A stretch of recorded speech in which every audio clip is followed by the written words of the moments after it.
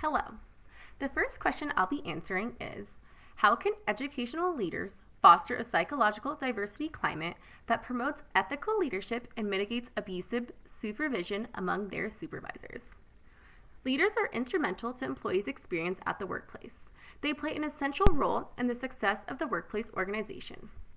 Rice, Prosper, and Scott, 2023, found that, quote, across the 3 studies, we found that supervisor perceptions of a psychological diversity climate positively impacted ethical leadership and negatively impacted abusive supervision, end quote. Page 250. It is important for leaders to promote ethical leadership among other leaders within education. Rice et al., 2023, found that, quote, supervisors' perceptions of psychological diversity climate are positively related to employees' evaluations of ethical leadership and negatively related to employees' evaluations of abusive supervision. End quote. Page 239. Employees respond better and feel more included in the workplace when they evaluate their leaders who are using ethical leadership rather than abusive leadership. It is important for all leaders to, quote, value diversity and strive to create a work environment that is fair and inclusive to all employees, irrespective of their gender, ethnicity, culture, or religious background, end quote. Page 239. It is important for leaders to understand their leadership style and see how their leadership style influences and affects the staff and employees. Leaders should look at their behaviors towards others when they are managing, directing, and motivating the group and each individual at the organization. It is important for them to reflect what they are saying and doing and how it impacts others.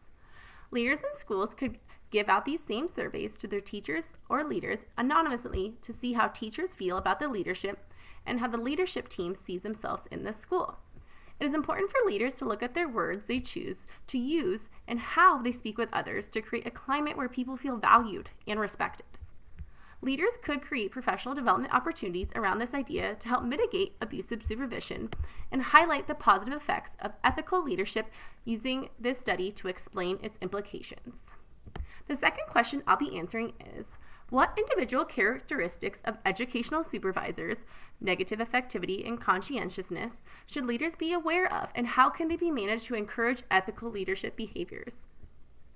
Rice et al., 2023, shares that, quote, negative affectivity has a significant effect on individuals' responses to work settings, and conscientiousness individuals tend to carefully assess their work environments and cautiously consider possible consequences, end quote. Page 240. It is important for educational supervisors to be aware of how they assess and respond to events in individual and group settings. Their response affects employees and the success of the organization or school. Rice et al., 2023, states, quote, that supervisors with relatively high levels of negative affectivity compared to their counterparts with relatively low levels of negative affectivity react more strongly to workplace cues. However, supervisors with relatively high levels of conscientiousness compared to their counterparts with relatively low levels of conscientiousness are less influenced by workplace cues, end quote. Page 240. As leaders value diversity and fair work environments, they become less likely to demonstrate abusive supervision. It is important for leaders to be aware of their supervisors' perceptions of their psychological diversity climate. It is important to help supervisors become aware of the value of a psychological diversity climate to encourage supervisors to exhibit ethical leadership behaviors. According to Rice et al., 2023, quote, the impact of supervisor perceptions of psychological diversity climate on ethical leadership and abusive supervision was stronger when supervisor negative affectivity was relatively high compared to relatively low. However, the impact of supervisor perceptions of psychological diversity climate on ethical leadership and abusive supervision was weaker when supervisor conscientiousness was relatively high compared to relatively low. In terms of the moderating effect of conscientiousness, we note that conscientiousness supervisors were generally more consistent and engaging in ethical leadership and refraining from abusive supervisions, end quote. Page 250. This ends up leading them to become more ethical and actually avoiding abusive supervision. Overall, it is important to help leaders learn how to lead ethically so that they can avoid abusive supervision and lead with ethical leadership. This will help employees respond more effectively and feel comfortable and contribute to the overall success of the organization.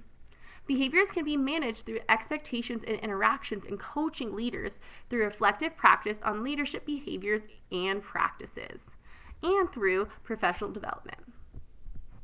My third question and final question I'll be answering is, what practical steps can educational leaders take to ensure supervisors view the organization's diversity climate positively and translate that into fair, inclusive, and ethical treatment of their direct reports? According to Rice et al. 2023, quote, "It can be expected that leaders will engage in sense-making and generally demonstrate conduct consistent with their respective workplace environments. If the workplace is one that supports diversity and inclusion, their behavior will be fair and inclusive. This extends beyond inclusive leadership. When supervisors work in organizations that are characterized with high levels of psychological diversity climate, they are more likely to become ethical leaders and unlikely to become abusive supervisors. The finding that supervisor perceptions of psychological diversity climate negatively impacts as abusive supervision has significant cost implications as well." End quote, page 252. It is important for educational leaders to set the tone for the climate of the school or organization. When they set the tone for a positive environment in regard to rules and expectations, they are modeling and facilitating the positive diversity climate. It is imperative for leaders to create professional development opportunities for leaders to critically analyze their leadership behaviors and their view on their diversity climate to continue to grow and reflect.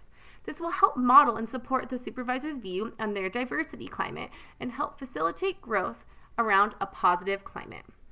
It is important to evaluate how their direct reports feel in regard to the leadership behaviors and if it supports a positive psychological diversity climate. Educational leaders can use some of these questionnaires to inform them on the feelings of the employees and the leaders in regard to a psychological diversity climate.